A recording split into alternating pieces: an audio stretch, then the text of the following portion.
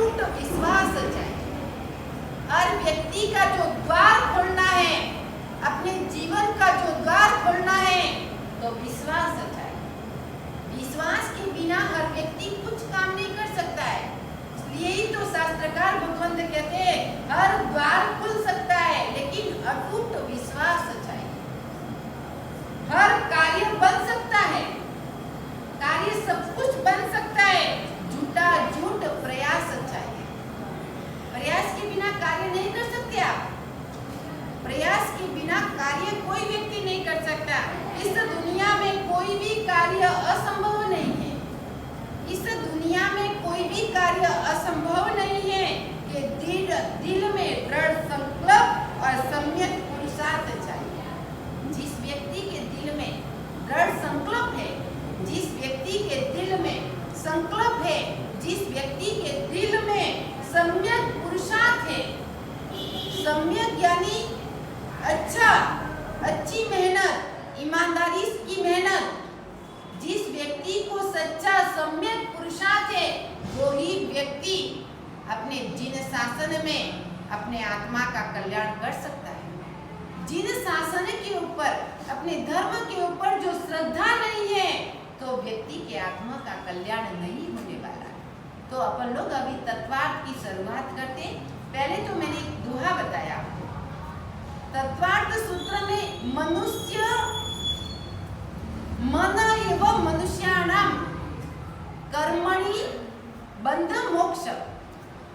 मन एवं मनुष्याणाम संस्कृत है, आपको नहीं आएगा, मैं उसको बोल के बताऊंगी। आप संस्कृत का मत लिखो वाक्य। संस्कृत का वाक्य लिखने जाएगा तो आपको कुछ मालूम देगा। मन एवं मनुष्याणाम कारणम बंध मोक्षयो। तत्वार्थ सूत्र में सूत्र है, मनज मनुष्य को कर्म बंधन करवाता है और मनज मनुष्य को मुक्ति दिलाता है। अर्थ लिखो आप। मन एवं मनुष्याणाम कारणम बंध मोक्षयो। कि मन के बिना व्यक्ति मोक्ष में नहीं जा सकता है। जब व्यक्ति को मन होता है तो ही मोक्ष में जाता है। लेकिन शास्त्रकार भगवंत वापस दूसरा लिखते हैं कि मोक्ष में मन की भी जरूरत नहीं है। मन होगा तो मोक्ष में जाएगा, लेकिन मोक्ष में जाने के बाद मन की भी जरूरत नहीं।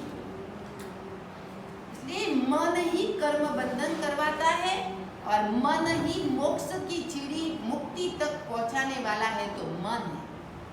आप मन में कितने खराब विचार करते हो।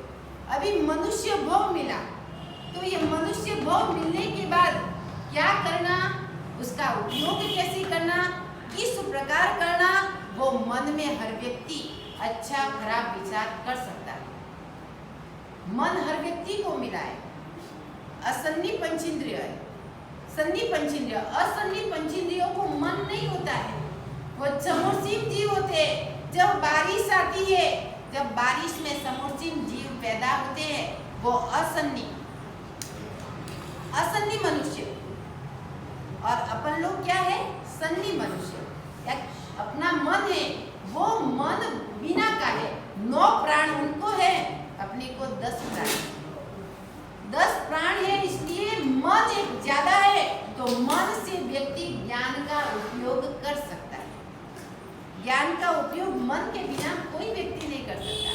जिस व्यक्ति को मन है, छोटी छोटी जीव है, उसको जो मन नहीं है, तो मन के बिना वो ज्ञान का उपयोग नहीं कर पाएगा। उत्तम कुल मिला, जैन कुल मिला, आर्य क्षेत्र मिला, पुण्यदयी से मनुष्य जन्म मिला, लेकिन मनुष्य जन्म में क्या नक्की करना है? कुछ नक्की किया है आपने? यह भाव कैसे चला जाएगा, यह भाव मेरा कैसे ही पूरा हो जाएगा, लेकिन करना क्या है? कभी किसी ने नक्की किया है, कभी विचार किया है कि मेरे को मनुष्य जन्म मिला है, मन मिला है, आर्य क्षेत्र मिला है, जैन कुल मिला है, पुण्यदयी से सब कुछ मिला है, देव गुरु धर्म का संयोग मिला है, लेकिन मेरे को करना क्या है? वो किसी ने नक्की नहीं किया। कौन सी गति में जाना है वो भी नक्की किया है। अब मनुष्य जन्म मिल गया, लेकिन दूसरी गति मनुष्य जन्म की मिलेगी या नहीं मिलेगी, वो आपने नक्की किया या नहीं किया? नक्की मन से करना है। कोई किसी को कहने की कोई जरूरत नहीं है, किसी को समझाने की कोई जरूरत नहीं है। अपने को कैसे चलना है, कैसे बैठना है, कैसे उठना है, कैसे खाना है, कैसे पीना है, कैसे सोना है, वो कौन नक्की करता है? मन। आपको आज कौन सी वस्तु खानी है, वो कौन नक्की करेगा? मन। तो आपको कौन सी गति में जाना है, यह मनुष्य भाव कैसे ऐसे प्रसार हो जाएगा। तो मनुष्य भाव मिलने के बाद मेरे को क्या करना है, वो भी मन को ही नक्की करना है। तो मन एक संचल है, क्या भी भटकाता है अपने को, इतना मन संचल है। 3 बातें बताती हूँ आपको, मन के ऊपर 3 बातें आपको बताती हूँ कि मन संचल है, पुण्य भरोसा बिना का। मन संचल है, पुण्य भरोसा बिना का, कोई भरोसा नहीं है पुण्य का। और आयुष्य शरण भंगुर है। आप लिखो, 3 पॉइंट लिखना हो कि मन संचल है, पुण्य भरोसा बिना का है, और आयुष्य शरण भंगुर है। अभी मन को अपने को संचल, इतना संचल मन, क्या खाना क्या नहीं पीना, इतना मन संचल है अपना कि यह खाओ यह खाओ, यह खाओ यह खाओ। अपनी वैरायटीज कितनी होती है, आपने तप किया है, बराबर, तप किया आपने, लेकिन तप में करने वाले 50 वैरायटीज करेंगे, लेकिन अपने को उसमें से क्या खाना, क्या त्याग करना और क्या नहीं खाना, वो मन के ऊपर विचार करना है। जब व्यक्ति मन को कंट्रोल नहीं करेगा, पहले नंबर में तत्वार्थ सूत्र में साध्वी जी भगवंत ने मन के ऊपर ही कंट्रोल को रखने का बोला है। जब मन ही कंट्रोल नहीं होगा तो व्यक्ति आगे नहीं बढ़ सकता है। इसलिए ही तो बोला है, मन एव मनुष्याणाम कारणम बंध मोक्षयो। एक सूत्र है, इतना छोटा सूत्र, उस सूत्र के ऊपर 1 घंटा अपन लोग विस्तार करते हैं। 1 घंटा अपन विचार करेंगे अलग अलग पॉइंटों से। मन संचल है, मन कितना संचल है हर व्यक्ति का।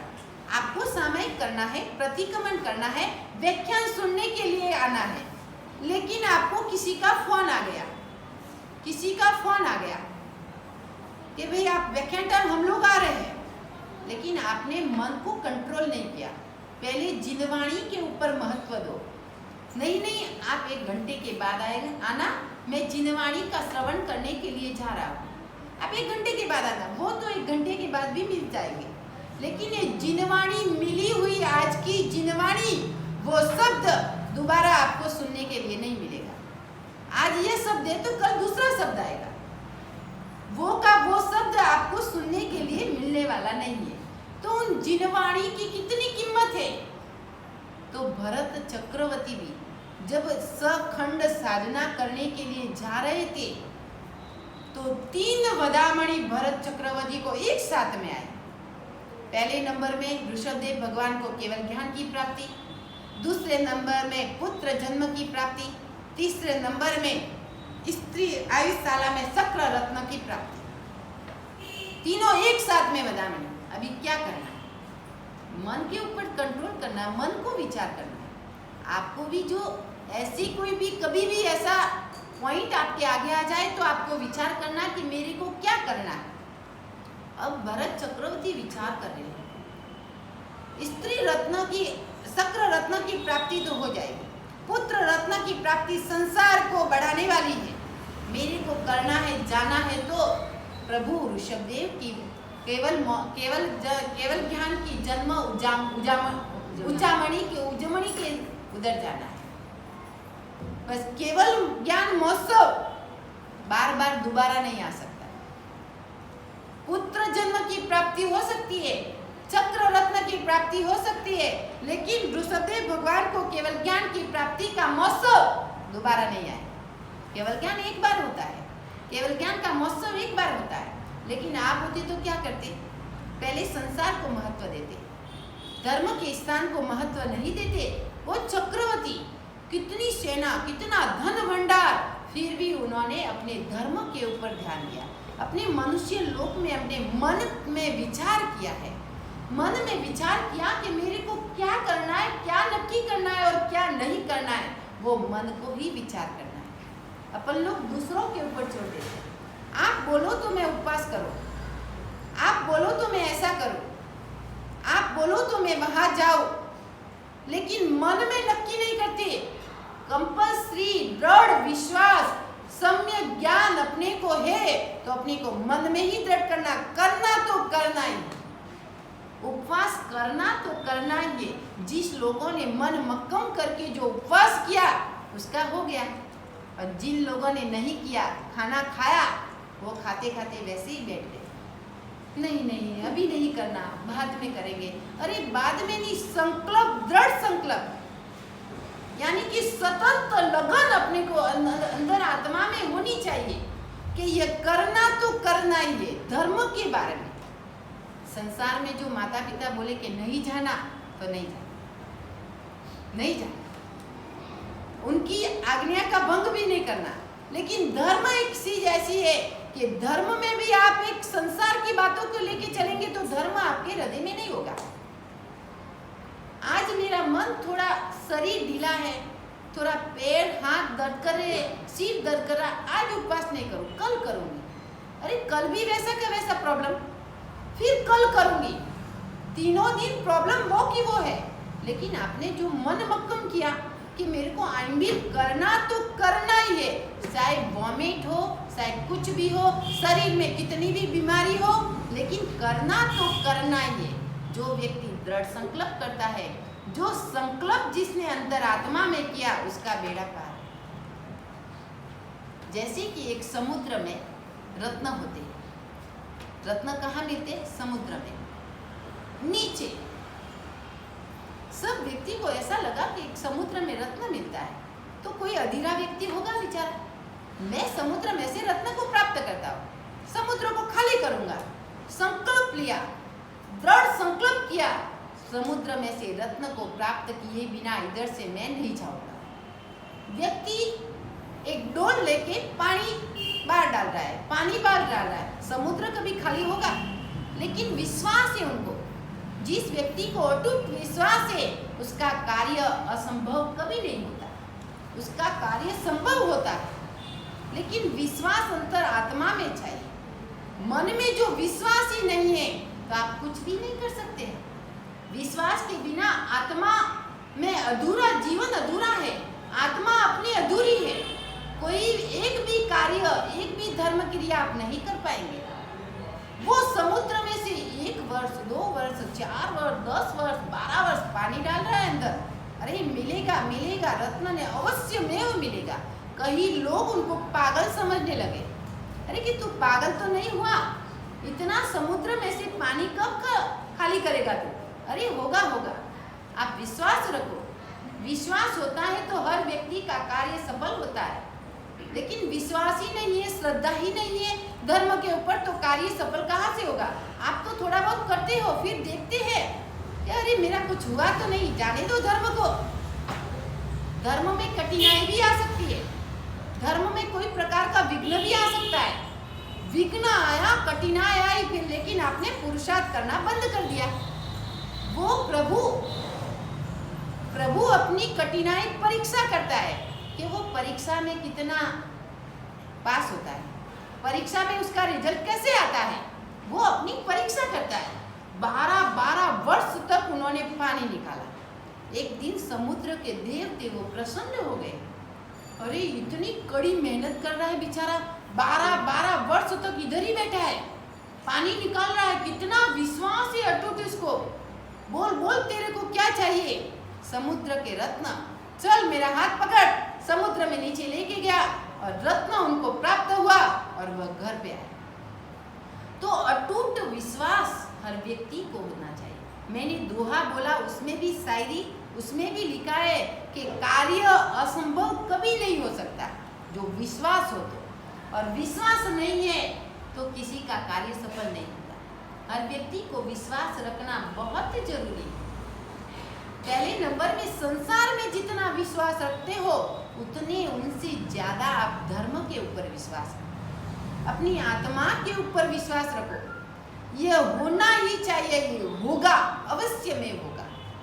1 दिन नहीं, 2 दिन नहीं, 10 दिन नहीं, 15 दिन नहीं, 20 दिन नहीं, 1 महीना, 2 महीना, 12 महीना, आप एक बार विश्वास करके आप कार्य की शुरुआत करो, अवश्य में अपना कार्य सफल होगा। लेकिन व्यक्ति को विश्वास करने में क्या टाइम है, संतोष, धीरज कहाँ है आपको? आपको तो जैसे अभी किया, देव की साधना की, आपका कार्य तात्कालिक सफल होना चाहिए। अरे व्यक्ति को तात्कालिक कार्य सफल कभी नहीं होता है। धर्म में थोड़ा संतोष रखना पड़ता है, थोड़ा धीरज रखना पड़ता है। हर व्यक्ति, गुरुदेव भी आपको आशीर्वाद देते हैं, लेकिन आपका पुण्य जब प्रबल है तो जैसे गुरु ने बोला और आपका पुण्य प्रबल और कार्य बन गया 1 सेकेंड। पुण्य भरोसा का बिना का है, पुण्य के ऊपर भी भरोसा मत करो। आप भरोसा करेंगे तो आप डूब जाएंगे। जैसे कि बड़ा प्रधान इंदिरा गांधी, उनके जो रक्षक थे, उन्होंने ही 16 गोरी से मार दिया। कितना पुण्य जबरदस्त था, पुण्य विश्वास कितना किया था उसके ऊपर, कितना पुण्य रखा था, पुण्य जबरदस्त था। लेकिन वो पुण्य एक दिन खलास हो जाएगा तो वो भी खत्म हो जाएगा। इसलिए पुण्य के ऊपर भरोसा रख के मत चलो। अपना भरोसा के आयुष्य क्षण भंगुर है, आयुष्य का कोई भरोसा नहीं है। आज करना तो अभी करना है, शाम को भी नहीं, अभी ही शुरुआत करो धर्म की तो अभी से। सामायिक लेनी है तो आज से ही लो, कल की आप राह इंतजार मत करो। हर व्यक्ति का इंतजार करना कोई वो प्राप्त होता नहीं। इंतजार में व्यक्ति अपनी काया को, अपने संसार में अपनी आत्मा को इतना डुबा देता है, आएगा आएगा आएगा, होएगा होएगा, लेकिन वो संसारी कार्य है। धर्म में आप दृढ़ संकल्प करो तो आपका धर्म अपने आप पुरुषार्थ से आप अपने आप आगे बढ़ सकेंगे। लेकिन आप तो संसार के कार्यों में विश्वास करते हो, संसारी कार्यों में विश्वास करते हो। यह इसने ऐसा बोला तो मेरा ऐसा होगा, मैं बोलूं नहीं होगा।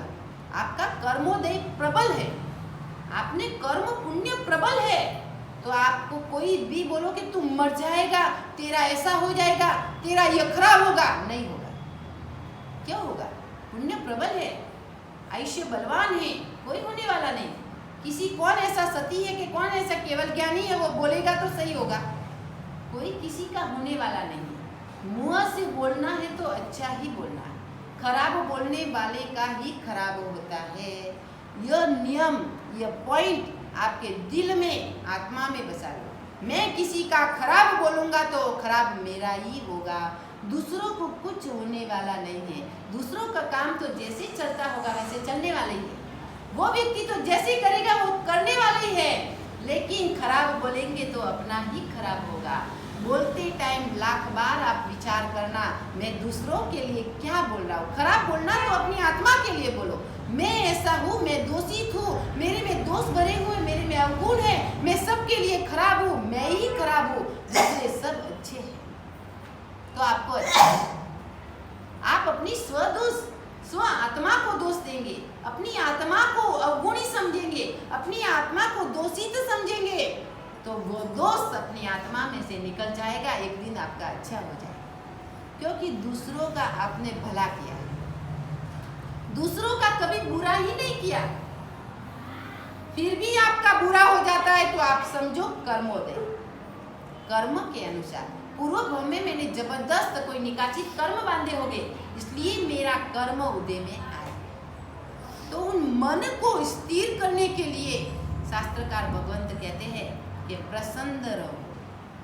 प्रसन्न रहने के लिए भी 4 पॉइंट। प्रसन्न रहो, एक शब्द आया अपना, प्रसन्न रहो, तो प्रसन्न रहने के लिए भी 4 पॉइंट। पहले नंबर में निमित्त को दोष मत दो, तो आप प्रसन्न रहोगे। छोटी बड़ी डगली सेकंड में, एक मिनट में आपके निमित्त आते हैं। आप इधर से गए, थोड़ा निमित्त आया, आपका बैलेंस उड़ गया। जैसे कि आप रिसेप्शन में गए, रिसेप्शन में लाइट गई, आपको इतना परसेवा हुआ, बड़ी होश से गए थे, लेकिन लाइट चली गई, क्या करें? कर्म का उदय है, इतना परसेवा हो, इतना परसेवा हुआ, किसी ने आपको बुलाया तो आप क्या बोलेंगे? अरे जाने, कैसा शब्द आपके मुंह में से, अरे क्या हुआ, दूसरे का दोस्त थोड़ी है। लाइट चली गई, अपना कर्म का उदय है, अपन लोग बिना लाइट में भी बैठ सकते हैं, इसमें दूसरों का दोष क्यों निकालते हो? दोष वो दूसरों को निमित्त मत दो, दूसरों का निमित्त लेके आप झगड़ा मत करो, क्लेश मत करो, आप कुछ मत करो, मन को कंट्रोल करो। बेचारा दूसरा क्या करेगा, लाइट गई तो, लेकिन कितना बैलेंस 100 डिग्री के ऊपर अपना चढ़ जाता है। लाइट गई, इतना परसेवा हो रहा है, कोई भी माँ बुलाओ, चाहे पापा बुलाओ, चाहे भाई बहन बुलाओ, अरे तू जाने, मेरे को मत बुला, इतना परसेवा, गर्मी गर्मी हो रही है। अरे आप क्यों दोष दे रहे हो? दूसरे बेचारे ने क्या किया, लेकिन वो निमित्त मात्र, दूसरों का निमित्त आपको बुलाया और आपका कर्म बंधन चालू हो गया, आपका कर्म बंधन चालू। तो शास्त्रकार भगवंत कहते हैं उन मन को इस टाइम कंट्रोल करना है कि लाइट गई तो गई, कोई बात नहीं, 1 मिनट में आ जाएगी, मेरी को कर्मों का क्षय हो रहा है, मैं क्यों नहीं क्षमता रखूं? कोई भी बुला, ना ना बेटा, यह बाद में करेंगे, लाइट गई, सबको परसेवा हो रहा है, एक को थोड़ी हो रहा है। तो अपने को विचार करना है कि मिनट में, सेकंड में, 1 घंटे में, 15 दिन में, महीने में, निमित्त कभी मिल सकता है। निमित्त को दोष मत दो। पहले नंबर में शास्त्रकार भगवान तत्वार्थ सूत्र में यही बताया कि मन को कंट्रोल करना है तो निमित्त को दोष मत दो। आप निमित्त को दोष दे के झूठा झगड़ा करते हो, इसने यह क्यों बोला ही क्यों? यह बोलना नहीं चाहिए, लेकिन बोला ही क्यों? अरे क्या करना, बोल गई तो बोल गई, भैया मिच्छामि दुक्कडम। आप क्यों बोल रहे हो? मेरा कोई दोष नहीं है, मिच्छामि दुक्कडम। 1-2 हाथ जोड़ने में व्यक्ति को कितनी कठिनाई पड़ती है। 2 हाथ जोड़ने में भी व्यक्ति उपवास कर सकता है, मासिक समन कर सकता है, लेकिन 2 हाथ जोड़ के मिच्छामि दुक्कडम देना बहुत कठिन है। स्वीकार करना, प्रतिकार तो सब करते हैं, स्वीकार करना बहुत कठिन है। स्वीकार करने के लिए कोई व्यक्ति तैयार नहीं होता। आप उपवास कर लेंगे, आप से 1000 लाखों रुपया खर्च कर लेंगे, लेकिन यह कठिन है। किसी को भी नमस्कार करना, किसी को भी क्षमा याचना करनी बहुत कठिन है। ऐसे 2 हाथ जोड़ना हर व्यक्ति को कठिन है। उसमें ही तो कठिनाई है, उसमें ही तो कर्मों का क्षय होता है। लेकिन कर्मों का क्षय आप करने के लिए तैयार नहीं होते, कर्मों का क्षय करने के लिए आप तैयार नहीं होते। तो कठिनाई किसमें? जहां भी जाओ, आपने 2 हाथ जोड़े, सामने वाला व्यक्ति कितना भी क्रोध में, भयंकर क्रोध में होगा, तो भी वो एकदम शांत हो जाए। आपको फिर सिर्फ क्या करना है? 2 हाथ जोड़ना है, बस हाथ जोड़ के खड़े रह जाओ। सामने वाला व्यक्ति कितना भी क्रोध में आग बबूला हुआ होगा, क्या बोलेगा वो? आप तो उससे क्षमा याचना कर ली है, आपने 2 हाथ जोड़ लिया है, फिर वो बोलने के लिए उनके पास में शब्द भी नहीं होगा कि वो आपको बोल सकता है, लेकिन वो आप नहीं कर सकते। आपने तो, इसने एक शब्द क्या कहा, मैं 10 नहीं बोलूँ तो मेरे को शांति नहीं, मैं 10 नहीं बोलूँ तो मेरे को शांति नहीं। इसलिए तो पेट्रोल की आग में जब पेट्रोल डालते हैं और तीसरा व्यक्ति भी आता है, रे बोल बोल बोल, आग में पेट्रोल डालने के लिए व्यक्ति वो उसमें समावेश होता जाता है। निमित्त एक का कितने लोग समावेश हो गए इसमें। बोल बोल बोलना ही चाहिए इस व्यक्ति को, आपको ऐसा नहीं बोलना चाहिए। अरे भैया बोलने से क्या फायदा, जाने दो नहीं। इतने लोग इकट्ठे होते हैं, अपने जिन शासन की हिंसा होती है, जिन शासन का अपना अनादर होता है, जिन शासन की आज्ञा का भंग होता है, अपन जिन शासन में जन्म लिया है, अपन लोग जैनी है, वो तो जैन नहीं है, अपन लोग जिन शासन को समझ रहे हैं तो कम से कम शासन की हिंसा तो नहीं करेंगे। जाने दो भैया, मिच्छामि दुक्कडम, जाओ जाओ भैया, क्षमा याचना है, आपको क्षमा है, आप जाओ, बोलना नहीं भैया, जो चाहिए वो करो, लेकिन बोलो मत। कितनी पब्लिक इकट्ठी होती है, उसमें अच्छा लगता है। एक शब्द में तो कई लोगों की, कितनों की हत्या हो गई है, कितने लोगों की, पूरे परिवार की हत्या हो गई एक शब्द में। इसलिए ही तो कि शब्द इतना अमूल्य है, इतना कीमती है कि लाखों करोड़ों रुपए खर्च करने के बाद भी वो शब्द नहीं मिलता है। आपने कोई भी शब्द एक व्यक्ति को बोल दिया, उन शब्द को खींचने के लिए आप तैयार हो तो वो शब्द खींचा जाएगा। उन व्यक्ति के हृदय में तीर की जैसे वो शब्द लग गया। आप चाहे कितनी ही मेहनत करो, कुछ भी करो, लेकिन वो शब्द वापस आपके पास में नहीं आएगा। तो उस जगह आपको निमित्त को दोष नहीं देना है, समता रखनी। मन इतना संचल है, मन को कंट्रोल करो। जब व्यक्ति मन को ही कंट्रोल नहीं कर सकेगा तो वो कुछ नहीं कर पाएगा। कितनी लड़कियां, कितने लड़के दीक्षा लेते हैं, किस लिए? दीक्षा किस लिए लेनी है? आप बोले आत्मा का कल्याण करने के लिए, सबके पास में यही पॉइंट है, बराबर है। हर व्यक्ति यही बोलेगा आत्मा का कल्याण करना। आत्मा का कल्याण तो करना है, लेकिन दीक्षा लेने के पहले मन को कंट्रोल करना है, इंद्रियों को कंट्रोल करना है, तभी वो परिवार को छोड़ सकता है। परिवार, पूरे परिवार को छोड़ना, शौक मोहत छोड़ना, सब घर बाहर छोड़ना कोई खाने जैसी बात नहीं है। दीक्षा लेनी कोई रजोहरण इतनी महान, इतनी कोई अपने सहलाई से नहीं मिलता है। बहुत मुश्किल से रजोहरण प्राप्त होता है, और वो रजोहरण जिस व्यक्ति में योग्यता है वही ग्रहण कर सकता है। योग्यता के बिना गुरु भी रजोहरण नहीं देते उनको, क्योंकि वो मन में कंट्रोल कर सकती है, उनको संभाव है। आपको तो परिवार में रहना है। हमारों को देश देश की लड़कियां, हर देश की लड़कियां, हर देश, गांव गांव, कोई ओसवाल है, कोई गोरवाल है, कोई बड़ी मारवाड़ी है, कोई गुजराती है, कोई वो, सबके साथ में शामिल रहना है, वही है दीक्षा। आपको तो परिवार में रहना, परिवार में भी आप शामिल नहीं रह सकते हैं। परिवार में भी इतना झगड़ा है, आप परिवार में भी एक दूसरे को निमित्त के ऊपर दोष दे रहे हो। अपने परिवार में, दूसरों को भी बात जाने दो।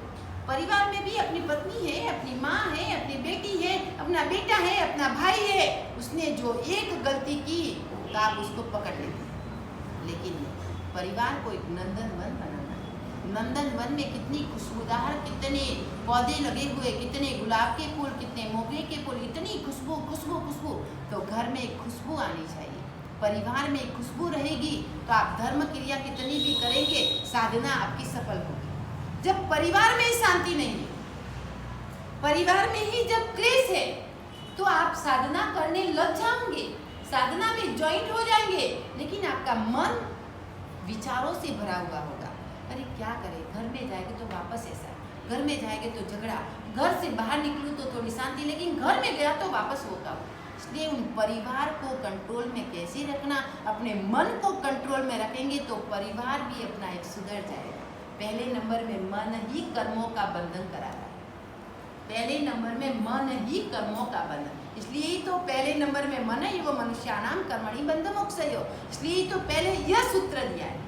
वो जिस साध्वी ने उसकी रचना की होगी, उन्होंने बराबर रचना की, मन के बाद दूसरा, दूसरे के बाद दूसरा, जैसे एक पॉइंट आगे व्यक्ति बढ़ेगा, पहले नंबर में मन ही आता है अपने मनुष्य में। मन को जो व्यक्ति ने कंट्रोल नहीं किया तो वो इधर आके जिनवाणी सुनेगा तो भी बाहर की, जितने भी बाहर के मलिन विचार है वो अंदर घुसे हुए हैं। लेकिन आपको जब गेट से प्रवेश करो, मलिन विचारों को उधर ही छोड़ के आना। मैं जिनवाणी का श्रवण करने के लिए अंदर प्रवेश करवाओ तो संसार के जितने भी मलिन विचार है मेरे आत्मा में नहीं रहने चाहिए, उधर रख के आओ। वापस निशी करके अंदर आते हो, अवश्य करके जाओ, बाद में आपको संसार की छूट है। जैसे कि देरासर मंदिर में जाते हैं तो निशी करके आते हो कि संसार संबंधी बातों का त्याग, कोई भी बात नहीं, तो कोई भी बात, कोई भी प्रकार के विचार अपनी आत्मा में नहीं। तो उपाश्रय में भी वही है, उपाश्रय में भी निशी करके ही आना है आपको। इसलिए ही तो बातों का त्याग उपाश्रय में ही करना है। उपाश्रय में भी संसारी बातों का त्याग ही होना चाहिए। तो जैसे ही प्रवेश किया तो संसारी बातों को गेट के ऊपर रख के आओ। जितने भी मलिन विचार थे, घर के, क्लेश के, कोई भी, वो विचार आप उधर रख के आओ। आप उधर बैठो, जिनवाणी का श्रवण करो। जिनवाणी के शब्द जैसे आत्मा में बढ़ते रहेंगे, वो मलिन विचार आपके चले जाएंगे, क्योंकि आप रख के आए हो। दोबारा आपको मलिन विचार वो लेने की इच्छा नहीं होगी कि वास्तव में मलिन विचार मेरे अंतर आत्मा में नहीं चाहिए। तो अपनी को यही मन संचल है, मन को संचल नहीं रखना है, मन को दृढ़ रखना है। कोई भी कार्य करना है तो दृढ़ मन करके करो। कोई भी व्यक्ति मासिक श्रमण करता है तो उनका क्या है, एक उपवास भी जो व्यक्ति नहीं कर सकता वो मासिक श्रमण कर सकता है। एक विचार है। हम लोगों ने जब पालिताना में मासिक समन तब किया, शाम को बैठे थे, बैठी बैठी विचार है कल से मासिक समन करना है। कोई उत्तर पढ़ना भी नहीं, खाया भी नहीं, बैठना हो गया, कल से मासिक समन करना। और योगानुयोग पुण्य, दूसरे दिन अशोक सागर जी हमारे साथ बड़े गुरुदेव को मिलने के लिए आए थे। अशोक सागर जी हमारे साथ, आप गुरुदेव चट का अठम का पचकान दे दो। अरे अठम का पचकान दिया, वासे जैसी मन में इच्छा हुई वो आप करो। कभी भी आपका आयुष्य क्षण भंगुर है, आ सकता है। मन में आज विचार किया और कल करने के लिए तैयार होगे तो वो नहीं होगा, क्योंकि वो तो वापस मन डर गया है। मन में वापस कहीं विचार आ गए, अरे नहीं करना, नहीं ऐसा करना, ऐसा होगा, ऐसा। मन आज तैयार मक्कम हुआ है तो आपको मक्कम ही रहना है। जो व्यक्ति मक्कम रहेगा उनका ही आत्मा कल्याण हो सकता है। आयुष्य इतना क्षण भंगुर है, इतना क्षण भंगुर है कि कभी भी आ सकता है। पुण्य भरोसा बिना का। आप समझे, मेरी अभी आरोग्य शरीर अच्छा है, कभी आपको डायबिटीज भी आ सकता है, कभी बीपी भी आ सकता है, कभी कैंसर भी आ सकता है, कभी किडनी भी खराब हो सकती है, कभी पैरालिसिस भी हो सकता है, कोई भी हो सकता है। तो जब तक पुण्य है तब तक जो करना है उसके ऊपर भरोसा मत रखो। जो करना है वो आज से ही शुरुआत कर लो। पुण्य के ऊपर भरोसा कभी मत रखना, पुण्य भी एक दिन खलास हो सकता है। पुण्य शब्द आया तो पुण्य के भी चार बनता है। यह व्याख्यान इधर का इधर ही रहेगा, एक पत्ता भी व्याख्यान मेरे ख्याल से कितने दिनों से पूरा होगा वो भी मेरे को मालूम नहीं। पुण्य शब्द है तो पुण्य के भी चार भाग है। पुण्यानुबंधी पुण्य ने पुण्यानुबंधी पाप, पापानुबंधी पुण्य ने पापानुबंधी पाप, चार भंगा है पुण्य के भी। अब पुण्यानुबंधी पुण्य, जब व्यक्ति दूसरे भाव से, गए हुए भाव से जो पुण्य करके आता है तो इधर भी उनको पुण्य प्राप्त होता है। इधर का पुण्य नहीं, इधर का पुण्य तो आप दूसरे भावों का पुण्य आप अभी वापर रहे हो। अब आपकी पुण्य की मूड़ी इकट्ठी नहीं हो रही है। पुण्य की मूड़ी आपकी अभी तो इकट्ठी आप कर ही नहीं रहे। आप क्या कर रहे हैं 24 कलाक में? क्या आराधना साधना है आपकी? क्या आपकी आराधना है, क्या साधना है, क्या सामायिक है, क्या प्रतिक्रमण है, क्या स्वाध्याय है, क्या प्रभु की भक्ति है, क्या गुरु की भक्ति है? अभी का पुण्य काम नहीं कर रहा है। वो पुण्य धीरे धीरे धीरे धीरे खलास हो जाएगा। पुण्य की मूड़ी जबरदस्त पूर्व भाव की बांधी है आपने, पूर्व भाव की इकट्ठी कोई है पुण्य आप भोगत रहे। और आप बोले अभी का पुण्य, मैं बोलूं अभी का पुण्य नहीं, पूर्व भाव का पुण्य जो ज्ञानावनी कर्म का क्षयोपशम व्यक्ति को जन्म होने के बाद जब समझन आती है तभी से व्यक्ति को ज्ञानावनी कर्म का क्षयोपशम हो जाता है। कहाँ से हुआ भाई? ज्ञान की आराधना तो नहीं की, ज्ञान का कोई पुण्य उपार्जन नहीं किया, ज्ञान की कोई भक्ति नहीं की, लेकिन ज्ञान आया कैसे? अरे पूर्व भव में साधना की होगी, पूर्व भव में ज्ञान की आराधना की होगी, इसलिए जन्म से ही उनको ज्ञान की प्राप्ति हो गई। जब व्यक्ति छोटा होता है उनको जाति स्मरण ज्ञान होता है। ज्ञान करते करते मैं पूर्व भव में वहां था, मैं पूर्व भव में वहां था। वो कैसे हुआ? वो पूर्व भव का ज्ञान इस भव में तो उसने किया ही नहीं है कुछ। हम लोग जब 12 साल की मेरी उम्र थी, 12 साल की उम्र में जब मेरी भावना हुई, एक बार पढ़ा याद, 1 घंटे में 40 लोग, 50 लोग, 60 लोग, जो भी हो, एक एक सूत्र भक्तामर कल्याण मंदिर एक एक दिन में बोलो। एक बार बोला याद, एक बार बोला याद, वो कहाँ से आया? 12 साल की उम्र तक तो कुछ आराधना ही नहीं की, कोई धर्म क्रियाएं नहीं की, लेकिन ज्ञान आया कहाँ से? पूर्व भव में साधना की होगी, बहुत जबरदस्त साधना की है, लेकिन कोई कमी होगी, इसलिए मेरा कोई पुण्य उधर पूरा नहीं हुआ और वापस जन्म लेना हुआ। ये ज्ञानावनी कर्म का क्षयोपशम भी हर व्यक्ति को पूर्व भव में होता है। इस भव में बाद में बहुत आराधना की है, लेकिन जब ज्ञान आया तो पूर्व भव का आया। शायद पूरी पुस्तक गिनो ना, याद ही है, पुस्तक रखी है लेकिन पॉइंट याद ही है मेरे को। तो आप कैसे ही बोलो, लेकिन वो ज्ञान एक पूर्व भव की कृपा होती है। पूर्व भव में जबरदस्त व्यक्ति पुण्य करता है तो संपत्ति भी अभी मिलती है, लेकिन पूर्व भाव में पुण्य ही नहीं क्या तो बेचारा कितनी कड़ी मेहनत करता है इधर इस भाव में, इस भाव में कितनी ही मेहनत करेगा लेकिन उसको कुछ मिलने वाला ही नहीं। क्या करे, पूर्व भाव में दान नहीं दिया, पूर्व भाव में कुछ पुण्य नहीं किया तो इस भाव में कहाँ मिलेगा। पूर्व भाव की पुण्य की बाजी आप खत्म कर रहे हो। अभी भी पुण्य करने की शुरुआत करो तो कम से कम वो पुण्य टिका रहेगा। नहीं तो पुण्य की मूड़ी जब खत्म हो गई तो राजा रंक में से राजा और राजा में से रंक व्यक्ति को रोडपति से करोड़पति और करोड़पति से रोडपति आने की संभावना हो सकती है। आप पुण्य के ऊपर भरोसा बिल्कुल मत करो, बिल्कुल मत। कभी भी आपके शरीर में एक सेकंड में भी बीमारी है, इधर बैठे बैठे भी आ सकती है, इधर बैठे बैठे भी आपको बीमारी आ सकती है। आप जल्दी आपको बैठे चक्कर आ गई, बीपी डाउन हो गया या तो बीपी हाई हो गया और आपको पैरालिसिस हो गया एक सेकंड में। कहाँ लेने गए आप बीमारी। आप पुण्य के ऊपर भरोसा बिल्कुल मत रखो। मेरा पुण्य है, मेरा पुण्य इतना अच्छा मैं नहीं करूंगा तो भी चलेगा, धर्म आराधना नहीं करूंगा, मेरा जबरदस्त पुण्य है। लेकिन धर्म की शुरुआत आज से भी चालू करो। जब से आप जागरूक हुए तभी से धर्म की शुरुआत नहीं करेंगे तो आपको कुछ मिलने वाला नहीं है। इधर ही पुण्य की बाजी खत्म होगी और पूर्व भाव में आपको दुख भुगतना पड़ेगा। जो धर्म किया होगा, धर्म का बीमा, धर्म की बैंक बैलेंस आपकी जमा होगी तो पूर्व भाव में भी वो साथ में आएगी। पैसा सर्व आवश्यक है आपको, पैसा हर व्यक्ति को सर्वस्व है, लेकिन पैसा काम में नहीं आएगा। आप सर्वस्व मानते हो सबको, पैसे को आवश्यक मानते हो, भले ही मानो, लेकिन उसके साथ में धर्म क्रिया आराधना भी शुरुआत करो। जो नहीं की हो तो आज से कल से भी एक सामायिक करनी चालू कर दो। एक सामायिक में बहुत लाभ है। सुबह उठते ही जैसे ही सुबह उठे तो एक सामायिक करो। सामायिक में इतना लाभ है, इतना लाभ है कि वो निमित्त को दोष नहीं देके उठाओ सामायिक। आप वो भी शुरुआत करेंगे तो भी चलेगा। सुबह उठ के आप संकल्प करो, आप निर्णय करो। कोई भी व्यक्ति का निमित्त मिलेगा तो मैं उन निमित्तों को दोष नहीं दूंगा, मेरे कर्मों को दोष दूंगा। वो भी एक भाव सामायिक। जो द्रव्य सामायिक करते हैं उससे भी ज्यादा उसमें लाभ है। द्रव्य सामायिक तो सब कटासना बिछा के बैठे, लेकिन उनकी विचारधारा कैसी। आप भावों से जो सामायिक करेंगे तो भी वो आपको लाभ है। उसमें भी पुण्य उपार्जन, इतना जबरदस्त पुण्य उपार्जन है।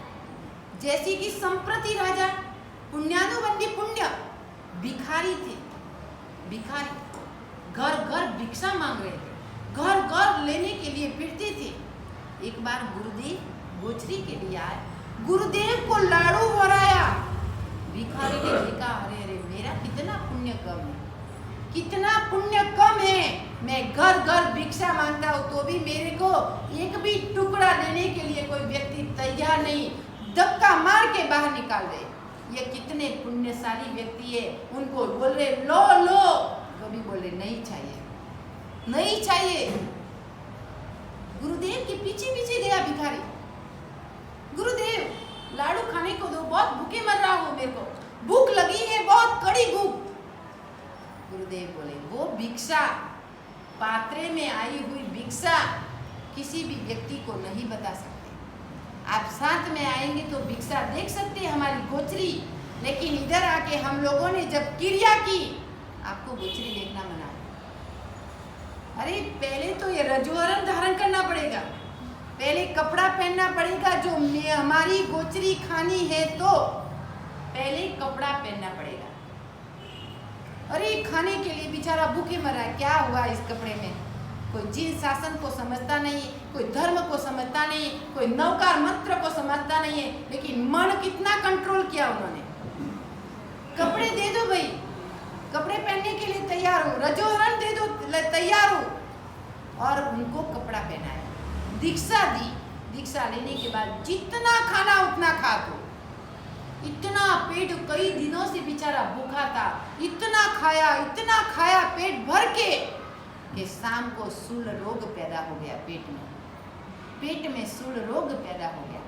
जो सेठिया, जो ट्रस्टी, जो बड़े बड़े लोग हैं उनको धक्का मार के निकाले, वही लोग शाम को पैर दबा रहे हैं। कितना पुण्य! उसने पुण्य किया, दीक्षा ली बिन इच्छा से, लेकिन जब भी वो ट्रस्टी पैर, बड़े बड़े लोग पैर दबा रहे, जिसने धक्का मार के निकाला था, वो मन में विचार कर रहा है, धन्य है इन महावीर जिन शासन के वेश को, धन्य है ऐसे जिन शासन के वेश को। आज मैं तो वो का वो हूँ, मैं तो वो का वो हूँ, भिखारी हूँ, लेकिन वेश पलट हुआ।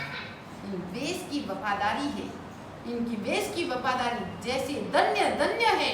एक दिन का चारित्र वैमानिक देवलोक तक पहुंचा सकता है। बिन इच्छा से लिया हुआ चारित्र वैमानिक देवलोक तक पहुंच सकता है व्यक्ति। वो मन में विचार कर रहा है, धिक्कार ऐसे जन्म को, धिक्कार ऐसे संसारी जन्म को कि मैंने दीक्षा ली, कितना पुण्य है, पुण्य है। कर्म खपाते खपाते, शुभ विचार करते करते शूल रोग ऐसा उत्पन्न हुआ, रात को प्राण पंखेरु उनके उड़ गए, और जैसी मर के संप्रति राजा, वो भिखारी का जीव है, संप्रति राजा, कहीं कहीं मंदिर बनवाए, कितने लाख संप्रति राजा ने मंदिर बनवाए, कितने लाख संप्रति राजा ने मंदिर, कितनी दानशाला, कितने उपासने, कितने धर्म में पैसे। जब संप्रति राजा हुए, वही गुरु उसके गांव में पधारे। गुरु को देखे बहुत उनको जाति स्मरण ज्ञान सा, अरे यही गुरु है। इन गुरु का प्रभाव, गुरु के सामने रत्नों का ढगला। गुरु बोले, हमारे तो ये त्याग है, कुछ नहीं चाहिए, आप मेरे को पहचानते हो? गुरु बोले, आपको कौन नहीं पहचाने भाई, आप मगध देश के राजा संप्रति राजा है, आप संप्रति राजा, बड़े राजा है, दानवीर राजा है, आपको कौन पहचाने? ऐसे नहीं, ऐसे नहीं, आप दूसरी टाइम दूसरा विचार करो। गुरु ने उपयोग रखा, अरे अरे वो भिखारी का जेव मेरा शिष्य, आप मेरे गुरु हो, आपकी कृपा से ही तो मेरे को संपत्ति मिली है। तो पुण्यानुबंधी पुण्य, दीक्षा ली तो उन्हें पुण्य उपार्जन किया और उससे उनको संपत्ति मिली। बिन इच्छा से पुण्य बांधा था, बिन इच्छा से बांधा हुआ पुण्य भी आपको इतना काम करता है। तो आप मन से पुण्य का उपार्जन करेंगे तो आपको कितना पुण्य काम करेगा। तो आपको पुण्यानुबंधी पुण्य ऐसे बांधना है। पुण्य से लक्ष्मी मिली है आपको, पुण्य से सब धन संपत्ति भंडार मिला है, तो पुण्य में भी खर्च करने की भी भावना रखना। दिन प्रतिदिन भावना आगे बढ़नी चाहिए। जैसे दिन प्रतिदिन भावना आगे बढ़ाएंगे तो आपका जीवन सफल होगा। आप अभी तत्वार्थ सूत्र का व्याख्यान इधर ही पूर्ण हुआ। अभी है मेघ कुमार चरित्र। मेघ कुमार चरित्र में पहले नंबर में है श्रेणिक राजा। उनके पिता का गुणगान करते पहले। बच्चा तो बाद में होता है, जब पिता होता है तो बच्चा होता है, पिता ही नहीं तो बच्चा कहाँ से होगा। उनका गुणगान तो बहुत देर से आएगा। पहले श्रेणिक राजा, भगवान महावीर के भक्त, इतने सच्चे भक्त के जहाँ प्रभु महावीर का विचरण है वहाँ 108 सोने का जवल का स्वस्तिक, सोने का सावल, उसका स्वस्तिक, जहाँ प्रभु का विचरण है वहाँ आप तो प्रभु इधर विराजमान है, तो भी प्रभु के ऊपर आपको श्रद्धा नहीं है। प्रभु इधर विराजमान है, उन प्रभु की भक्ति करने के लिए भी हर व्यक्ति कोई तैयार नहीं होता है, कोई तैयार नहीं। कितने लोग पूजा के बिना रहते होंगे, कितने लोग, इतना घर इतना कम है फिर भी कितने लोग पूजा के बिना रहते होंगे। वो पूजा ही नहीं करते, वो मंदिर ही नहीं जाते, क्या करना मंदिर और पूजा। लेकिन व्यक्ति, आपको जो मनुष्य जन्म मिला है तो मंदिर तो जाना ही पड़ेगा। आपको मनुष्य जन्म में आर्य क्षेत्र में जन्म लिया है, जैन कुल में, तो प्रभु का दर्शन के बिना पानी मुंह में डालेंगे तो आपको कैसा लगेगा? आपको कैसा लगेगा? आप कहाँ भी रिसेप्शन में कहाँ भी जाना हो तो आप जाते हो ना, तो मंदिर इतना नजदीक है। अरे आप ऐसे ही करो, बिन इच्छा से जाओ। आपकी इच्छा नहीं है कोई बात नहीं, आप बिन इच्छा से भी उन मन को धक्के मार के बाहर निकालो। जब मन को धक्के मार के बाहर निकालेंगे, प्रभु का स्वरूप आप देखने लग जाएंगे, तो आपको मन भी एक कंट्रोल में होगा और मन में भी इच्छा होगी कि नहीं, वास्तव में प्रभु का दर्शन करना चाहिए। लेकिन आप तो निकलने के लिए भी तैयार नहीं होते, मन को कंट्रोल ही नहीं करते, मन को धक्का ही नहीं मारते बाहर निकालने के लिए, घर में ही बैठे बैठे रहते हैं। कम से कम जो नहीं आता है प्रवचन में, उनको हाथ पकड़ के खींच के लेके आओ। एक दिन, सिर्फ एक दिन, बाद में हम संभाल लेंगे उनको। एक ही दिन, सिर्फ एक दिन व्यक्ति आएगा तो दूसरे दिन वो व्यक्ति व्याख्यान कभी नहीं छोड़ेगा।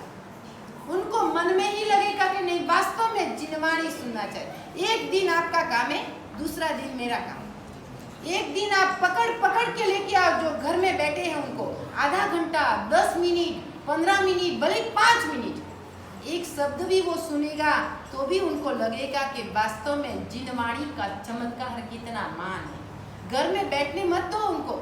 अरे कितने वर्षों से तो चातुर्मास हुआ है, कितने वर्षों से तो जिनवाणी का सहयोग अपने को मिला है, तो घर में क्यों बैठने देते हो? हर व्यक्ति को पकड़ के लेके आओ, जो आपका मानते हो वो।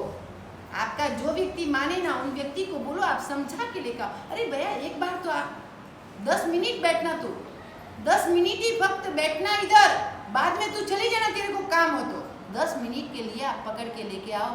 वो दूसरे दिन 1 घंटा नहीं बैठेगा तो मैं कागज के ऊपर लिख के दूंगा, कागज के ऊपर लिख के दूं कि वो दूसरे दिन 1 घंटा बैठने के लिए तैयार नहीं होगा तो मैं अपनी जीभ कटा दूं। क्योंकि जिनवाणी में इतना चमत्कार है। ये जिनवाणी एक इतनी चमत्कारी वाणी है, हर व्यक्ति को पा सकती है, हर व्यक्ति पा सकता है। वो अमृत है। अमृत पीने के लिए कौन व्यक्ति नहीं बैठेगा? जहर पीने के लिए हर व्यक्ति क्रोध में तैयार हो जाता है, लेकिन अमृत पीने के लिए कोई तैयार नहीं होता। अमृत पीना है, अमृत, अमृत जैसी मीठी वाणी को पीना है। तो श्रेणिक महाराजा भी, भगवान महावीर, अनाथि मुनि से उनको सम्यक्त्व की प्राप्ति हुई, अनाथि मुनि से धर्म की शुरुआत हुई। अब गुरु मिले भगवान महावीर, और महावीर गुरु कैसे मिले? अरे गुरु ऐसे जैसे नहीं, जहाँ भी गुरु का विचरण, वह पीछे पीछे गुरु का जो समाचार मैसेज लेके आए, उनको सोने का इनाम। बोलो, इतनी श्रद्धा गुरु के ऊपर, तो आपको प्रभु के ऊपर श्रद्धा नहीं होती? वो भी एक गुरु को, शायद प्रभु को, एक तो प्रभु के ऊपर कितनी श्रद्धा रखनी है। अभिषेक भी हमारा करवाना है। अभिषेक में आप धारा में देखना प्रभु का स्वरूप कैसे दिखा। एक ध्यान से आपको प्रभु का रूप अलग अलग दिखेगा। एक ध्यान से प्रभु का स्वरूप आप देखना। जब अभिषेक की धारा चालू होगी तब आप एक ध्यान से, बस किसी का ध्यान नहीं रखना। अभिषेक करने को लास्ट मिले कोई बात नहीं, ऐसे ही आप बैठ जाओ। एक ध्यान से भगवान का चक्षु और अपना चक्षु दोनों आंखें मिलनी चाहिए। बस दोनों की आंखें मिली, आपका बेड़ा पार। आपको कहीं न कहीं इतनी शुभ विचार आएंगे। वास्तव में प्रभु का स्वरूप क्या है? मैंने प्रभु के स्वरूप को कभी देखा नहीं, मैंने प्रभु के स्वरूप को कभी माना नहीं, मैंने प्रभु के स्वरूप को कभी पूजनीक नहीं समझा। धिक्कार है मेरा, इतना वर्ष पानी में चला गया। अवश्य मेव। अरे बेंगलोर में हम लोगों ने अभिषेक करा, अभिषेक करते करते व्यक्ति की भावना हुई सोने का कलश कराओ, सोने के कलश से अभिषेक करवाऊं मैं। इतनी कई लोगों की भावना इतनी प्रबल हो गई कि वास्तव में उनको इतनी खुशी हुई, इतनी। आज एक अभिषेक पूरा हुआ, दूसरा व्यक्ति बोला अरे कल अभिषेक गुरुदेव मेरे तरफ से। इतना उनको इतना इंटरेस्ट आया, भक्ति रस में इतनी भावना जागृत हुई कि हर व्यक्ति को जागृत हो सकती है। इधर भी करवाएंगे धीरे धीरे। हर व्यक्ति, हर काम धीरे धीरे होता है। धीरज रखना बहुत जरूरी है। अधीराई से काम कोई नहीं होता है। धीरज से एक एक काम अपना रहेगा। आप देखना चातुर्मास में कैसा अनमोल चातुर्मास अपना बनता है। छोटे गांव में भी चातुर्मास में कितनी मजा आती है। अपनी मजा लेनी है अपने को धर्म के कार्यों में। तो श्रेणिक महाराजा जब मैसेज आता था तब भी सोने का दागिना उनको गिफ्ट। आप क्या देंगे? आप क्या देंगे? गुरु का मैसेज, प्रभु का मैसेज आते तो क्या देंगे? आपको मैसेज किसी ने बोला भाई अभिषेक चल रहा है, आप चलो ने, अरे जाने दो मेरी दुकान में कस्टमर बैठे हैं। इतना कैसा भाव आपको? आप अभिषेक करके आएंगे ना, वो कस्टमर इससे भी ज़्यादा व्यापार आपका हो जाएगा। जो विश्वास है धर्म के ऊपर। तो और जिस व्यक्ति को विश्वास नहीं है तो आप भले ही बैठे रहेंगे, नहीं जाएंगे तो भी आपको कुछ होने वाला नहीं, लेकिन श्रद्धा विश्वास पहले चाहिए। तो ऐसी श्रेणिक महाराजा अनंत भक्त एक बार श्रेणिक महाराजा देशना सुनने के लिए गए थे। देशना सुनने के लिए गुरुदेव को, प्रभु को पूछा, प्रभु मैं मर के कहाँ जाऊंगा, आपका भक्त हूँ। प्रभु बोले नरक में। प्रभु बोले नरक में। अरे मैं आपका इतना सच्चा भक्त, इतनी आपकी भक्ति करने वाला, और एक भी भक्ति में खामी नहीं, और मैं नरक में। नरक में रोने लगा जोर जोर से। मगध देश का राजा, धन भंडार भरा हुआ, वो राजा को भी एक नरक से डर है। लेकिन आप लोगों को नरक से डर नहीं है। आप रात्रि भोजन बंद करो, कंदमूल बंद करो, नरक का द्वार बंद हो जाएगा आपका। पहले नंबर में तो प्रभु महावीर ने रात्रि भोजन को पहला नरक का द्वार बोला है। आज से ही शुरुआत करो, घर जाके भी विचार नहीं करना, आज से ही शुरुआत नियम लेके जाओ कि चातुर्मास में कम से कम 2 महीना तो रात्रि भोजन नहीं करना है, कंदमूल नहीं खाना है। आपको भाइयों के लिए 2 महीना, बाद में आपकी इच्छा हो तो 4 महीना करना, लेकिन 2 महीना तो रात्रि भोजन तो किसी व्यक्ति को नहीं करना। जो जिनवाणी श्रवण करने के लिए आते हैं उनको तो नहीं करना है, अवश्य में नहीं करना है। वो इतना रो रहा है, जोर जोर से चिल्ला चिल्ला के रो रहा है, मैं नरक में गुरु, प्रभु मैं नरक में जाऊंगा, नरक नरक, मैं नरक में सहन नहीं कर सकता, नरक में इतनी वेदना है, अमूल्य इतनी वेदना, गुरुदेव कोई इलाज करो मेरा, कोई नहीं कोई। प्रभु आप तो एक भगवान है, प्रभु आप महावीर है, इतना पराक्रम है आप में, मेरे ऊपर कुछ न कुछ तो दया करो प्रभु। इतना हाथ जोड़ के बैठा है। मैं आपको बोलूं कि आप नरक में जाएंगे तो आपको तो कुछ नहीं लगता, आप हंसने लग जाएंगे, किसी को रोना भी नहीं आता, आंख में एक टिप्पा आंसू भी नहीं आता, दुख भी नहीं होता।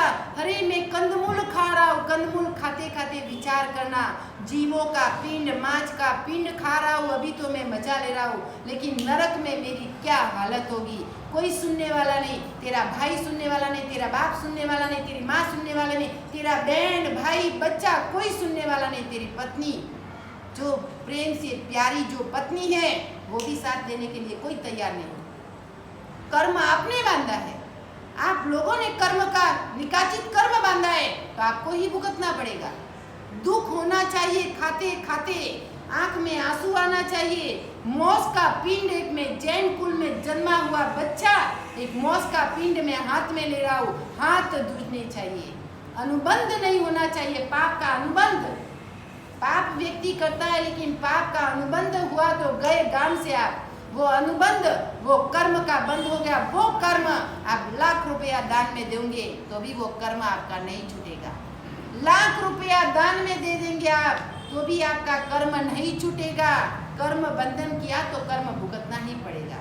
श्रेणिक महाराजा ने 2 जीव को साथ में मारा तो नरक में दुख भुगतना ही पड़ेगा। बाद में आरती 24 में प्रथम तीर्थंकर बन जाएंगे, तीर्थंकर पद मिल जाएगा, लेकिन कर्म तो उनको भुगतना पड़ेगा। जोर जोर से रो रहे हैं, इतने जोर से, आपको तो दुखी क्या है। वो तो राजा है, क्षत्रिय है, जैन भी नहीं है, राजा है, क्षत्रिय है, राजपूत है, फिर भी इतनी झंखना है, नरक में नहीं जाने। गुरुदेव प्रभु पुण्य कुछ न कुछ इलाज करो। मैं अपना धन भंडार, मैं अपना राज्य, कोई भी संपत्ति सब देने के लिए तैयार हूँ। मैं भले रंक बन जाऊंगा लेकिन नरक का निवारण करो प्रभु, नरक का निवारण करो। अब प्रभु कल भाव अवसर के ऊपर कैसे नरक का निवारण करते हैं वो कल अपन लोग भाव अवसर के ऊपर विचार करेंगे। इस संडे को अपने छोटे छोटे बच्चे हैं, सबको बच्चे को जैसे कि वस्तुपाल बन गए, वस्तुपाल, तेजपाल एवं